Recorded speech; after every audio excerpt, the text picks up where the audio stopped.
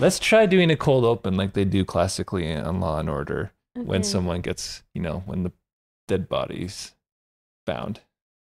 Let's do something like that. You mean you want us to pretend we found a body? No, I just no. Okay, let's just Aaron, something's wrong with my plant. oh my gosh. It's brown. The It, leaves are falling it is off. brown. This is the plant you sit beside at your computer Yeah, all day. well, as I was sitting there, I noticed some leaves dropping, falling on my hand. Oh. First one fell, and then I reached for my martini, and a dead leaf fell right into the glass. I looked up, and there was the dead body of a plant hovering over me. Oh my gosh. So, what do you think? Dun dun. Hi, everybody. Welcome to Sweater Weather. I'm Aaron. I'm Naomi. This is a podcast about Canadian arts and culture. Today, we're talking about Law and Order. Now, we know about Law and Order in other places, other countries, other cities. The show. Well, the show, Both law and both Law and Order. Okay. But have you ever heard of Law and Order Toronto? Criminal intent? Oh, that's the kind you know. Yeah. All right. Is your intent criminal? Well, I can't say. Okay. So Law and Order Toronto, Criminal Intent. This is a Canadian installment to the classic Law and Order series. This is a funny title because most of these Law and Orders have Law and Order and then one thing, one qualifier. This one has two qualifiers, it has Toronto qualifier as well as the Criminal Intent. Mm-hmm. So I guess this is a reference to the Criminal Intent series from the early 2000s that had Jeff Goldblum in it, I think. So what are some of the other, Law and Orders? There are so many. I mean, this Okay. podcast, we're trying to keep it to an hour or so. Law and Order series. Because I honestly, I feel like I keep saying this on our episodes lately, but I have not watched a lot of Law and Order in my life, I have to admit. I've seen the one with Jerry Orbach, but I haven't seen a lot of it. So was it just called Law and Order? It was just simply called Law and Order. And it was in New York.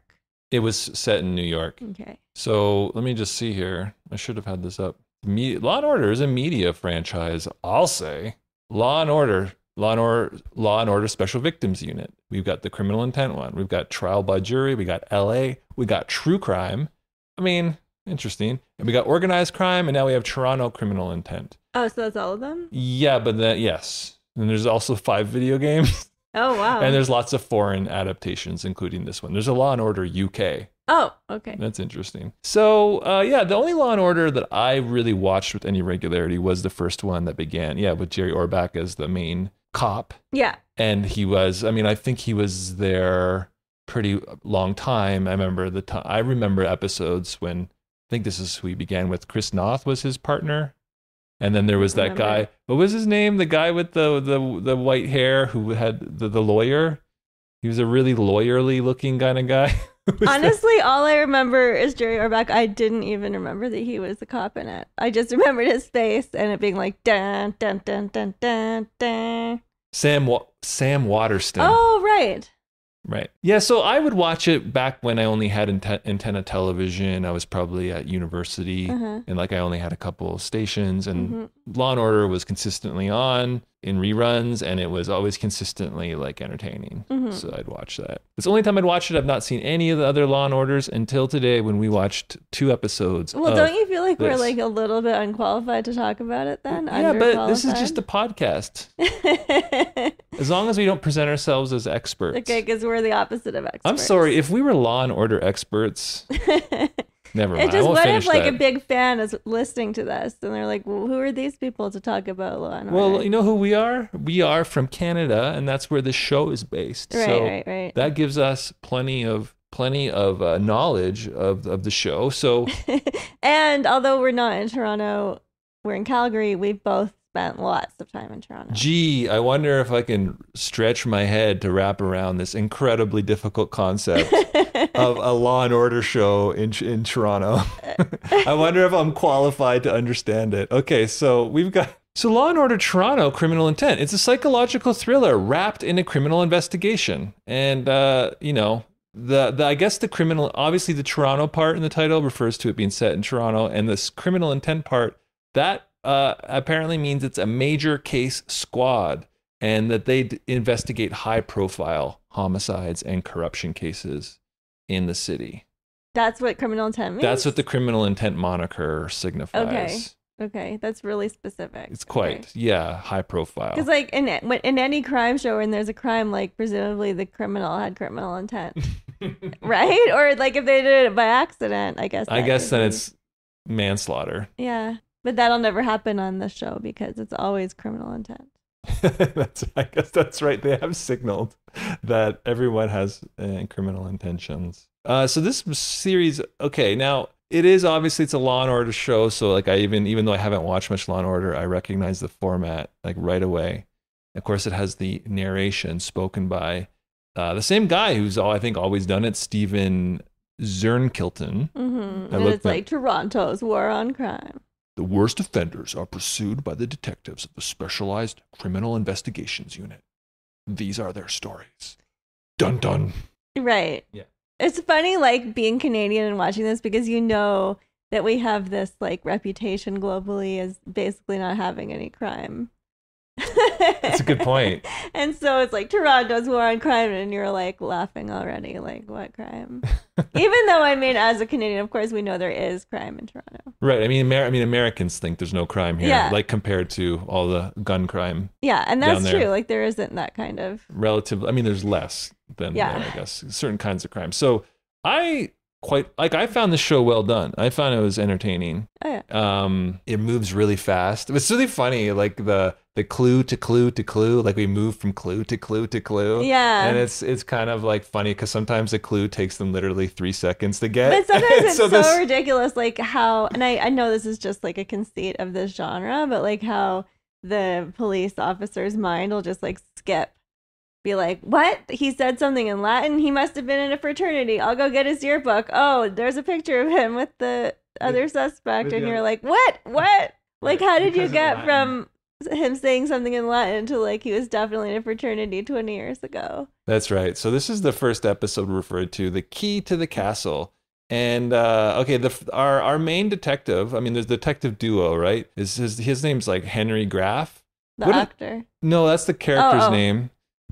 Played by Aden Young, and he's the there's always a detective like this. He's the smart one. Well, he seems to be like a savant. He knows everything. That's right. And he's like he's very well informed about art and history and culture. And botany. It's true. He's just like, I guess, he's just like Wikipedia kind of. He knows a little bit about everything. He's a bit like Sherlock Holmes. Like he just looks at something and he's like, from the way that leaf is angled on that houseplant, I know who committed the murder. That's right. He recognizes the artist of this abstract, like high-end artwork.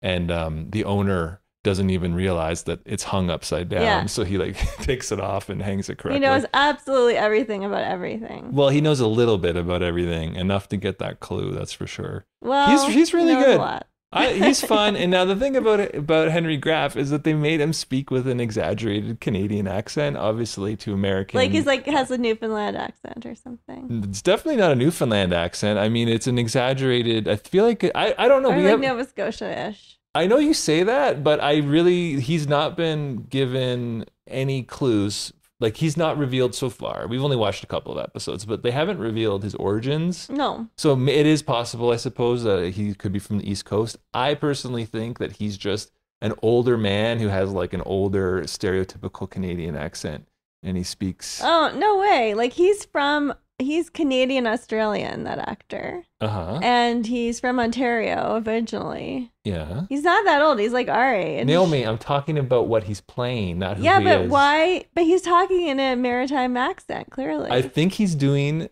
okay, I have to look this up now. Okay. You think it's just like I think it's just a choice to be very Canadian and to another, because he talks like this kind of, you know? No, he doesn't. Yes, he talks does. almost like Irish. He absolutely, okay, you really are off base here. No, he does not have an Irish accent. He doesn't talk like a rural guy, if that's what you're saying. Okay, or a stereotype. The way that Americans think Canadians sound stereotypically, the aboot, the out, the oot and the boot thing, like that's how he's trying to talk. He's about 50% there. And sometimes we might associate that more with rural or with East Coast. It's not Newfoundland. Newfoundland is a whole other thing. No, I'm not saying he's getting it right, but I feel like that's what he's going for.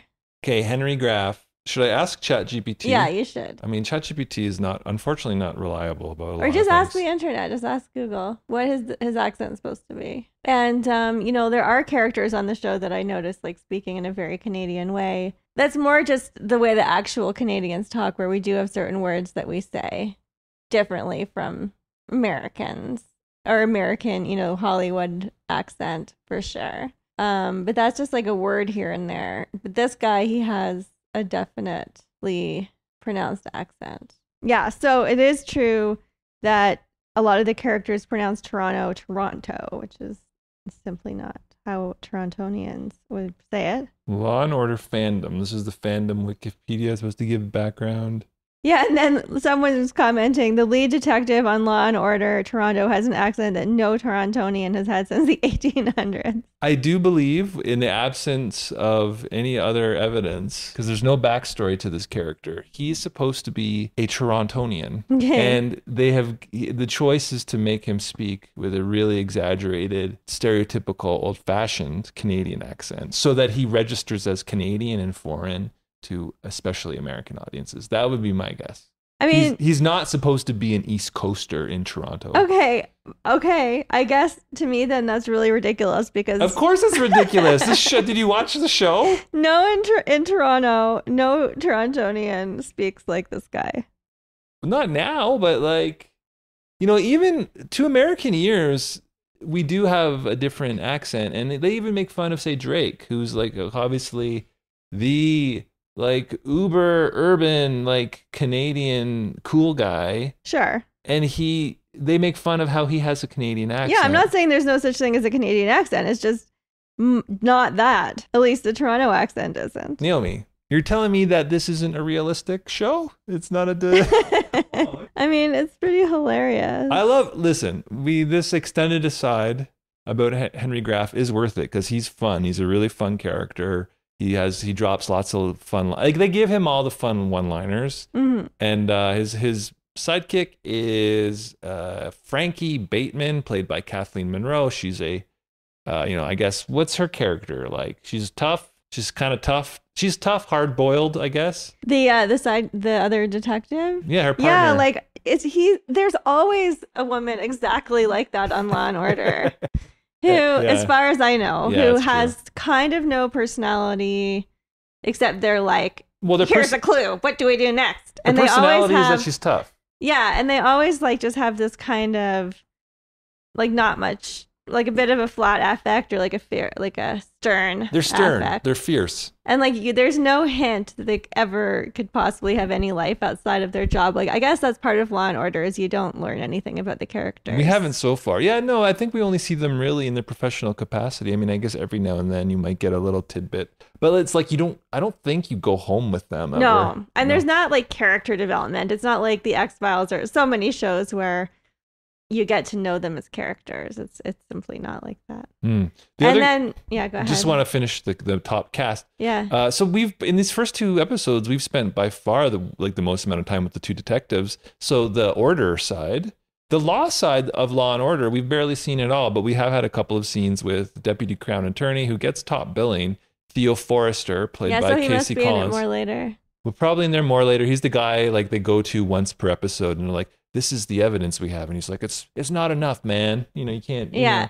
And then their kind of manager played the character's name is Vivian Holness, played by Karen Robinson. She's from Schitt's Creek. You may remember her from that. She's like the sage and wise, like a superior officer giving advice. But she's always kind of just like, well, sometimes she gives advice, but often she just kind of repeats what they just said and like looks at them askance, is like, really? Is that what it is? So, and then she just kind of repeats back, and then she's like, you better get out there and solve the case. Yeah, I'm not sure if she's maybe given a clue here and there about like what they should do next, but for the most part, narratively, you need that character so that the audience can get a summary every now and then. Yeah, of what's she summarizes. Happening. That's right. She's the audience stand-in to get summarized. Like it's like in case you didn't get it. Yeah. Yeah. So the first episode of the series is called The Key to the Castle, and the first scene, if you want to know any doubt of us being in Toronto, you see Toronto immediately from the coast because we're in like a high class, we're in like a luxury, yacht. Yeah, and they go to a party on the island. And we see like the Toronto coastline there, and they go to the island, and then the murder victim in this one is an investor dude. He's got a cryptocurrency agency, and he falls from the boat, and we see him fall from the boat, but we don't know like if he was poisoned or pushed or if he jumped on purpose to fake his own death. So that's the first murder, right? Correct. Yeah. Now what makes something like Law and Order? There's the format that we know well. You wonder why, like, I guess what you want is the Law and Order brand, right? Because like the brand is the music. Dun, dun, dun, dun, dun. So we get the exact same music with a little extra electronic beat. Mm-hmm. You know, it's just like a little bit updated, but it's exactly the song that like you might be like at the club. Just a touch, a little bit of a touch of extra like underbeat to the Law and Order song. And then it has the famous dun dun sound every now and then. And it has the same font for giving us information about the time and places they are. Yeah. So like that's the Law and Order, like the brand. That's the Law and Order brand. And part of me wonders, like, you could do a show like this because it's very formulaic. Like you could just take the formula and have it as a different brand. And I don't know if other shows, if CSI is that kind of a show or something. A different brand. Like you could just change the branding and say this is the same show, but like I mean, a successful formula. But you just change the name and you're not using that music.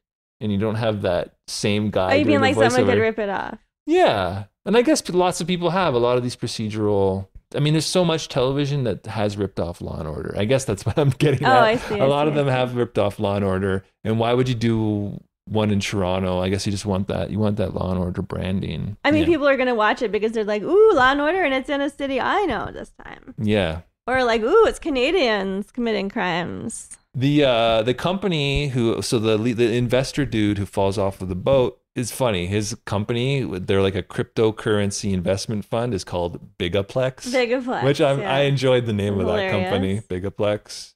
Although it is like clearly intentionally funny. Yeah, it is, and it's like Law and Order, comical effect. So comical intent. Sorry. Comical intent.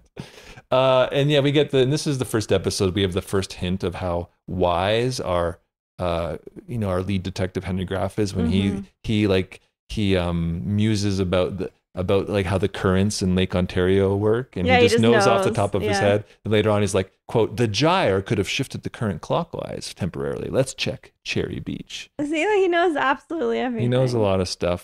So they do find the body. For a while, we like wondering if the guy ran off, like he faked his death and ran off with all of the cryptocurrency. Yeah.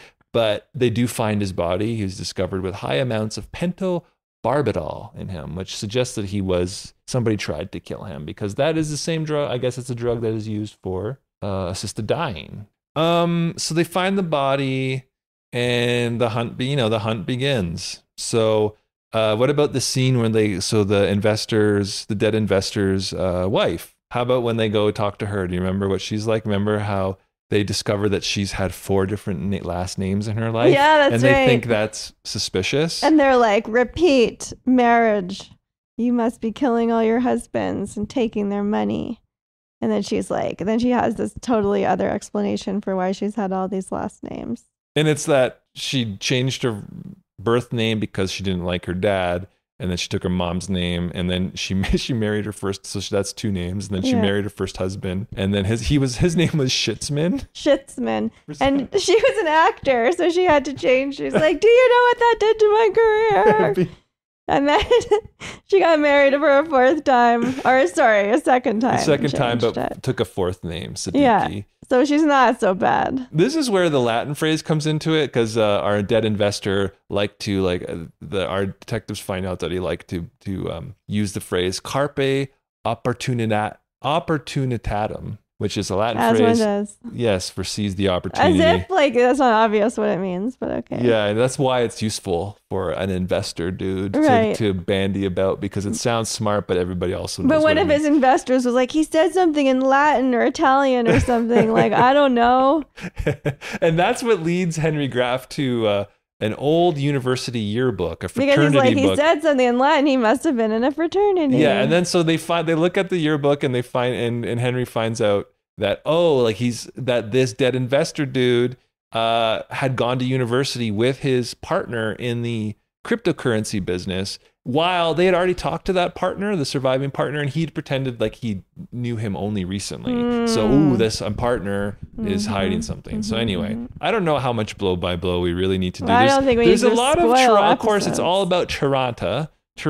It's all about Tirana in this first episode. Like, there's a walk and talk. For the first time we meet the Crown Deputy Attorney. They're doing a walk and talk, at lunchtime through Nathan Phillips Square, and there's the big Toronto letters in the background. Yeah, you see Toronto like literally spelled out, just in case there's any doubt. Let's walk them past the giant Toronto letters, just in case. They forget where they are. Yeah. It's good fun. I mean, I'm like, it looks good. Like the show. Yeah. It's high quality cinematography for television. There's like really fun. The first scene when they're on the boat looks awesome. It does look good. It looks really cool when they're out on the water and you see the skyline. And like, I'd be curious to watch more episodes just to see more of Toronto in them, which is like, people love seeing places that they know or live or have lived. Yeah.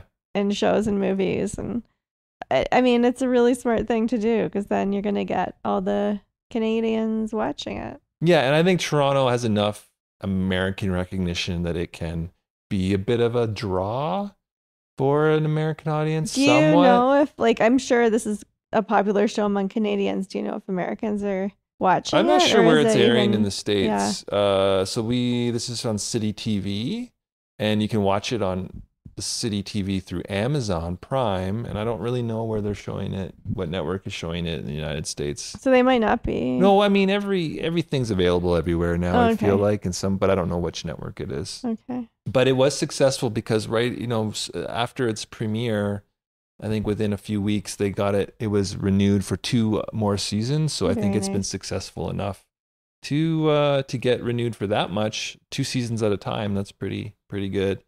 So this is fun. This is a really fun episode. Like finally, like what this murder investigation hinges on, getting access to this cryptocurrency, this Bitcoin type investment that is encrypted and only accessible through a code, or like a really long code. Is it like a password that is like 64. 64 characters that he did not keep in any digital form anywhere. He only wrote it down apparently. And so the partner is trying to get access to this money, as well as the surviving investors who are worried about losing their money, because if you don't have this code, you can't access the money. Mm-hmm. Like that's how cryptocurrency apparently works. So finally, the final scene is they basically figure out that the partner, surprise, surprise, killed them. I mean, there were obviously other suspects along the way. They thought it was the wife for a while. They arrive at the partner again, and they bring the partner into the dead investor's house, into the bedroom that he'd been preparing for his yet to be born child. And this whole time we're wondering, what is this 64 character password? What is it? What could it possibly be? And then this scene that is about 8 minutes long of like Henry Graff like explaining to the murderer how he knows essentially he's the bad guy. In the background on the bedroom walls are all these letters. And numbers, like it's supposed to be like kids' wallpaper, teaching them to read or something. But you're just looking at these numbers and letters for about 8 minutes, and you're like, okay, when are they going to tell us that that's the code? Yeah. I think they wanted us to know, like, of course, they want us to feel smart. Yeah. Because it's like sitting right there. Let's make these dummies feel smart for a few and you're minutes. Like, I figured it out. It's on the wallpaper. Yelling at the TV. Yeah. Anyway, it's really fun. I feel like the acting is good. Like I think Aden Young especially he really does carry the show pretty well, I have to say. Yeah, he was in that show Rectify, remember? Rectify. Oh, was he like the main guy? Yeah, he was the main guy. He was, wasn't he? Did you watch that? I watched a bit of it. People liked that show. Yeah, it was good. It was pretty good. My sister told me to watch that show. Was that a Canadian show? No. I don't think so. Sundance Channel.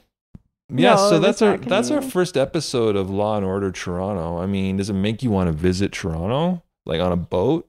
Does it make you want to walk through Nathan Phillips Square? I didn't really feel like it brought Toronto to life yet, but maybe it still will. No, it's investigating a Toronto death. Yeah, well, fair. It brought Toronto to death, but I do think that like there's some funny moments like in any show like that where like in the second episode, there's a guy who we learn has a rage problem because he like pretends to be calm and then he like smashes the glass he was drinking out of against his own dining room table. Yeah, that's a fun scene. It was. Well, it's just that like it's a reveal. We'll get into episode 2 called "Good Neighbors" right now. Then the suspect.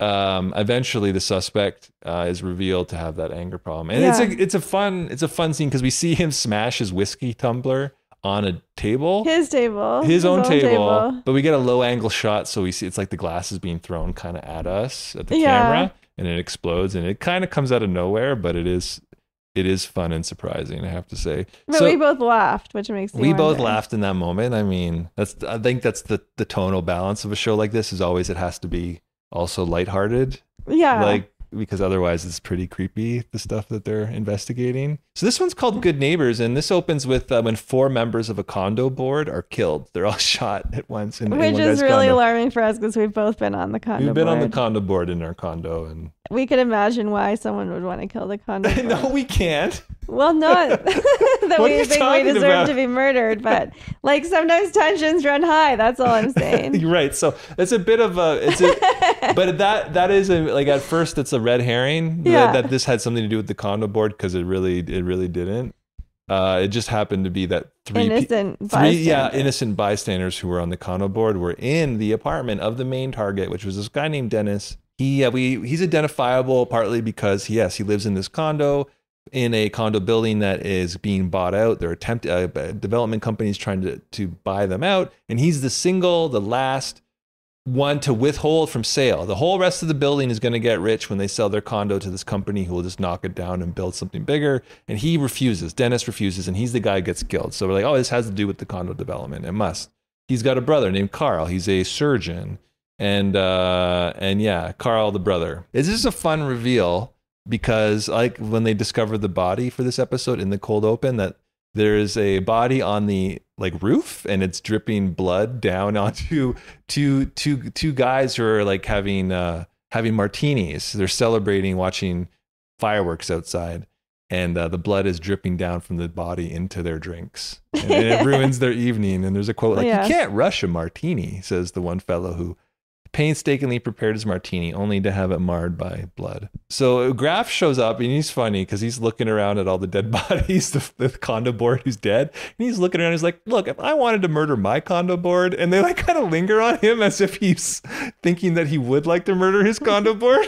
I don't know. We might have been projecting If that. I wanted to murder my condo board, I'd wait for a scheduled meeting. But he has a funny face that suggests that he's thought about murdering his own condo board. It's funny. That really happened like a couple of years ago, right? Some guy murdered his condo board. Yeah, he went apartment to apartment and shot a few people, right? Yeah. He was an elderly fellow in a Toronto condo development. Yikes. I like the name of this development company that's trying to buy the condo building. It's called Pine Core. Mm-hmm. Like pine, like a pine tree. Yeah. I just like that's fun. I just think that's fun. Like I think they're getting very Canadian. Pine Core. It's like, yes, we're the corporation who builds pine trees. So our murder victim, the main one, Dennis, he had a cochlear implant.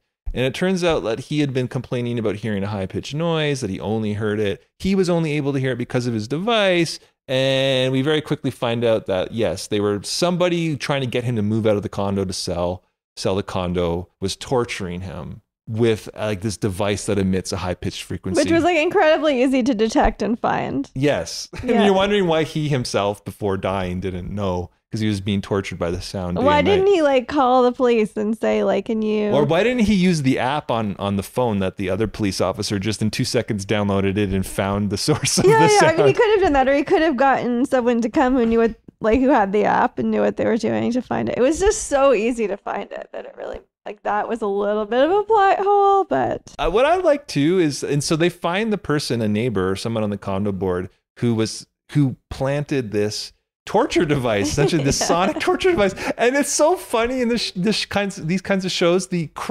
lower crimes that people will casually admit to the like, police. Oh, sorry, I guess I shouldn't have done that. She literally says, I'm sorry. Like she's admitting that I was torturing Dennis with a high-pitched frequency device. It's like she admits to that. She's like, sorry. She's like, yeah. I mean, you understand. She's saying this to the police. Well, because they trick her, because they're like, oh, that must have been awful that he wouldn't sell his place. They pretend to be on her side, and then within like 2 seconds, she's like, yeah, I did torture him. Sorry, I guess I shouldn't have done that. Anyway, we don't see her ever again, really. But she was like the secret girlfriend of the developer, the owner, like the executive at the development company who was kind of partly in on this plan or whatever. So anyway, blah, blah, blah, blah. They find out that, okay, on the roof of this condo building, they find a body buried in concrete. They do that because they notice that the ceiling is sagging in this condo, and so that there's a weight that shouldn't be there on the roof. That's how they discover it, well, right? They realize that, then they go up to the roof, and then that's when our savant detective notices that the leaves of one of the plants is curled in such a way that it must have too much alcohol, like the soil is alkaline, and that means that it's probably got concrete under it. That is truly like a Holmesian, Sherlockian, whatever you want to say, but way of deducing and finding clues. But of course he's correct, and it's the planter, instead of having space for dirt, is actually mostly concrete. And there's a body in the concrete. And then again, our savant Graff quotes Michelangelo, like ironically, about a great artist can see the body in the concrete block. Right. Something like that. Anyway, and this is in this story, I'm trying to remember how this works. But again, Graff trots out a yearbook to look at a picture for a pivotal clue. There's yearbooks in both of them. This one has a yearbook clue. It has to do with a camp, and there's like a picture. It's not a yearbook, it's a photo album. It's a photo. It isn't. It's a photo album of them at camp. But it's photos of kids. Like, that's what's the same about it. Yeah. Photos of kids. That's right. Yeah. And so it's through that there's a connection between Dennis, the guy who's dead, and the body they found upstairs. Mm-hmm. And so we're like, oh, so Dennis, the guy who's dead now, did he kill this girl 20 years ago? Her name was Maeve. And as we find out that she had been the signs of having been strangled to death. And then this is when we start to look at the brother of Dennis. So Carl, who is a surgeon, we've seen him a couple of times in the hospital. And we start to see him behind the scenes. And he's got an anger problem, throwing his whiskey tumbler at things in his own house.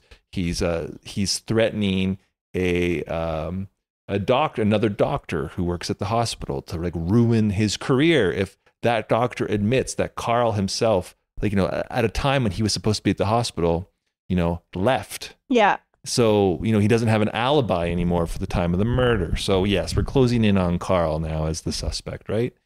And so, what do you think about Carl? He's a tall, skinny guy. Well, I mean, at first he seems like this upstanding citizen doctor guy. And at first, it's a real bait and switch kind of thing, because we think that the brother with the cochlear implant is, having a psychological breakdown, and that the doctor brother is the stable one who's trying to keep everything together. And then gradually we figure out that it's actually the doctor brother who's kind of secretly unstable. They return to that photo album. Henry's looking at it and he's like, look, these are the two brothers embracing. And we look at a picture again of these two kids, and he's like, Carl is hugging his brother, but can't you see the pain in his brother's eyes? Yeah, he's like, it's not really a hug, it's a stranglehold. It's threatening. And then that's not love in the other guy's eyes, it's fear. Yes, and they found that indeed the way that what's his name again, the brother Dennis, who's dead with the cochlear implant, the way he lost his hearing is that he had suffered a severe blow to the head when he was 16. Mm-hmm. It's around the same time that that body would have been buried in the planter upstairs on the roof. And so we start to see, oh, Carl was abusing his brother. We understand this now, that Carl for a long time has been abusing his brother, and he's the violent one. And so they lure the cops.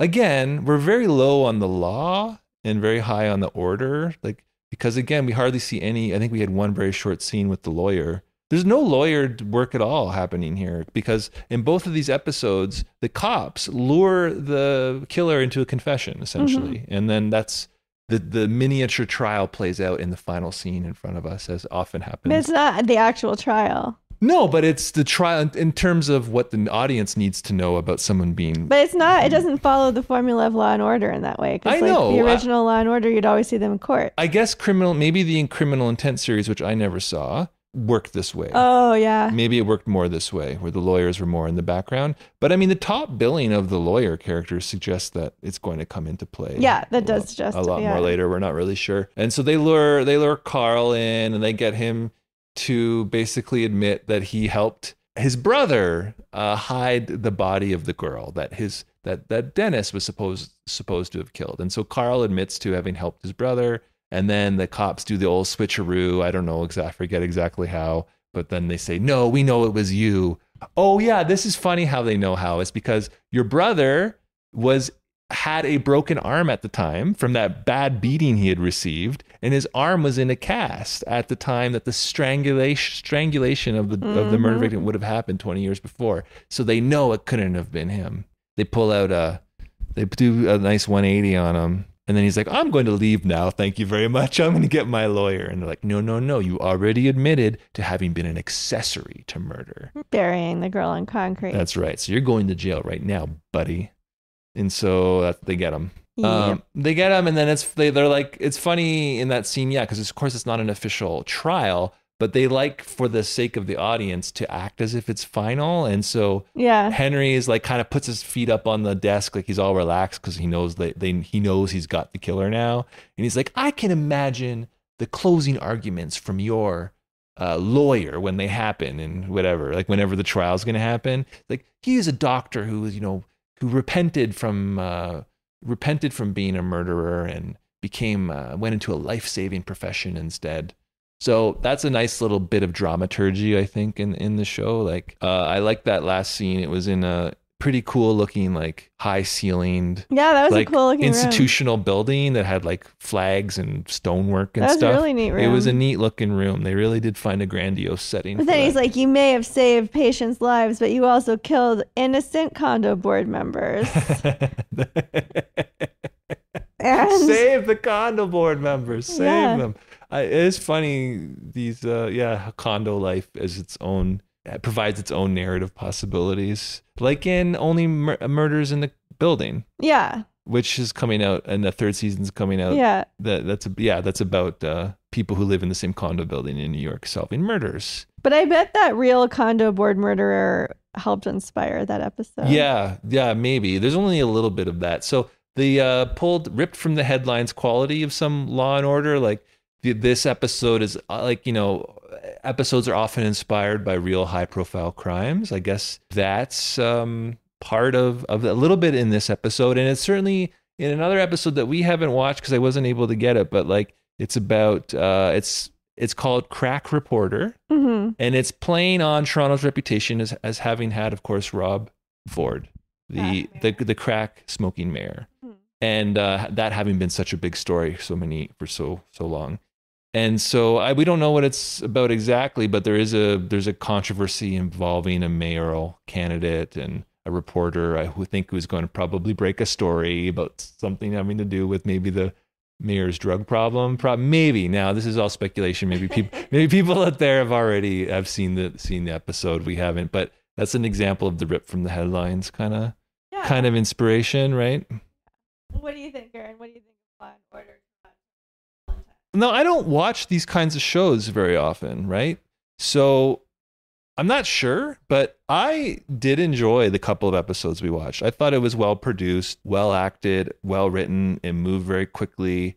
I was not bored. I wasn't bored ever. Like, it moves too quickly to get bored. I think that's important part. That's true. That's the important part of the formula, is that we're going clue to clue to clue to clue. And like I was saying, like sometimes you're in a scene for literally 3 seconds. It's like they talk to a guy and he says, "Oh yeah, over there." Then dun dun. Then we're on to the next clue. Yeah, and sometimes it happens so fast that I think that you almost just accept it because you're like, wait, how did they know that? Oh well. Yeah, they figured it out somehow. They figured it out somehow. Yeah. It's a funny kind of universe that these shows exist in, right? Where like the narrative structure of these shows is like very like it doesn't build suspense.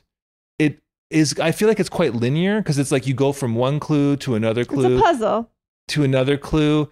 Yeah, it's kind of a puzzle, is it? Like yeah, and then like yes, then this clue with that other clue combined leads you to this other clue. And I just feel like I'm not sure that account amounts to building suspense. I just think it amounts to moving for keeping going and following clues for 48 minutes. Well, you want to know, obviously, who did it. And then the whole time you're like, oh, it was them. Oh, no, it was them. Oh, no, it was them. And so that's what keeps you engaged. Yeah, that's right. You keep the misdirection, keeps you engaged. Like you're not, because these are short episodes, just the nature of this kind of television, you're not invested in the characters. No, not at all. Like you don't spend enough time with them to care that much like about either them. The person that was killed or the other suspects or the like investigators, none of them are really characters that are developed in a way that would make you care about them. That's not really the point. The point is just here's the puzzle and then here's watching the people solve it. Yeah, and so there's the pleasure in that.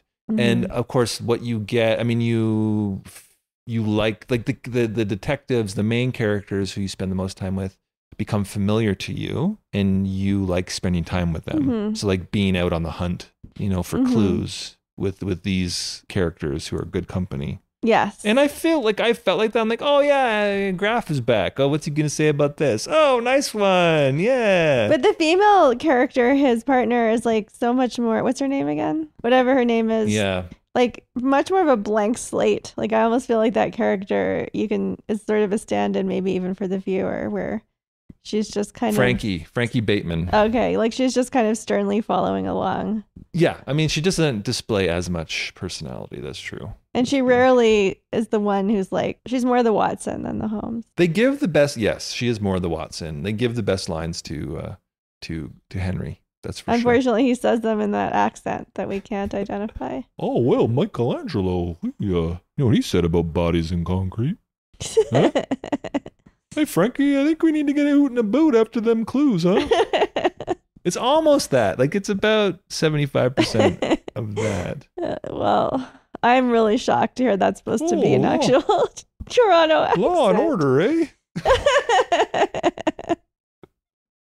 Oh my goodness. Can you believe it? Another murder here in Toronto? What a year. I had fun. So, I mean, I did enjoy these 2 episodes, and I think it's the formula is pretty well done here. Yeah, what about you? Yeah, I agree. It's a lot of fun. It has all the same qualities that we want in any Law and Order. Only this time we get to see it take place in our very own beloved Toronto and with characters that seem to be sort of Canadian-ish. Which is, you gotta love it. What would a Law and Order Calgary be like? That'd be fun. You'd have a cowboy detective. Oh, yeah. Wouldn't that be great? Like stuff at the Stampede. Okay, I hope people at CTV, City TV, they're listening to this. Well, I mean, you could kind of do it in any city. Yeah, but you have to have a strong identity. Like and Calgary has a strong identity. I think our urban identity, like our identity is probably stronger, more distinct than Toronto's, isn't it? Because what does Toronto have that identifies it as different Canada's from other big cities? City. Yeah, it's because Toronto is a stand-in for Canada. Yeah. But I don't know if it has anything specifically identifiable as a stereotype about it, except that is it supposed to be clean to American eyes? Like I guess it's like New York, except it's Canadian. And it's clean, yeah. Right. Yeah. I don't know. Like obviously Calgary has the whole Alberta thing, the Western thing. Oil and gas. Yeah, cowboys. The cowboy stuff. I mean, I guess you'd just say that's the Canadian Texas. And I mean, yeah, I but guess it's that obviously works. distinct. And then, I mean, Montreal. I just mean to distinct. Americanize. Let's be honest. We're talking about how Americans. Yeah, like Calgary is distinct, and I think Montreal is distinct. Yes, and I'm not sure. Yeah, anyway, I don't want to offend any of our listeners in any particular. But like Winnipeg could also be distinctive. That's the Canadian Midwest. The Canadian Midwestern and like Vancouver's city. like the Canadian Minneapolis. LA. Vancouver is, it's so true, isn't it? Vancouver's the Canadian LA. Calgary is the Canadian Houston. What else we got? We got Winnipeg is the Canadian Minneapolis. Yeah. Toronto is the Canadian New York. And maybe Montreal is the only... Oh no, Montreal is the Canadian New Orleans. Uh-oh. It kind of is. Nothing. We got nothing here from American point of view. We're just Americans, only less edgy. Well, anyway. Aaron. What? No, I'm depressed. Listen, let's not buy the hype, okay? We know what's special about where we live. You do? Yep. Okay. All right. Well, we're at 52 minutes. I mean, it would be after editing, it would be more like 45, and I think that's plenty of fine. minutes. That's good. Yeah. That's. I mean, this is all we have to say about having what watched else 2 can we episodes say? of Law and Order, Toronto, Criminal Intent. But anyway, I had a good time, and I guess I'll talk to you next time. Bye, Aaron. Well, I'm gonna still see you after. Oh yeah. Okay. Bye, listeners. Okay. Bye.